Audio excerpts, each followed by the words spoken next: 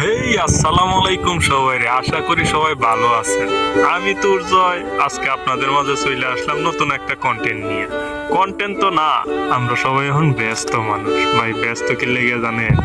ব্যস্ত হইছে ভাই এখন বৈশাখ মাস। বৈশাখ মাস খুবই ব্যস্ততার সময় কাটাইতে হয়। দীর্ঘ 4-5 মাস খুবই কষ্ট করার পরে এই সোনালী ফসল গড়ে ওঠে। তো এই কষ্ট আর কষ্ট থাকে না যখন ঈদ ফসল কাটা হয়। আজকে প্রায় 35 ডিগ্রি সেলসিয়াস গরম গেছে, কিন্তু আল্লাহ পাকের মধুর বাতাস দেওয়ার কারণে এই গরম আর গরম মনে হয় নাই। অবশ্য এই ফসল কাটা হইল আমাদের লাইগে আনন্দের একটা বিষয়। হাজার কষ্ট আর কষ্ট লাগে না যখন ফসল কাইটা ঘরে তুলি না। কি মজা রে ভাই!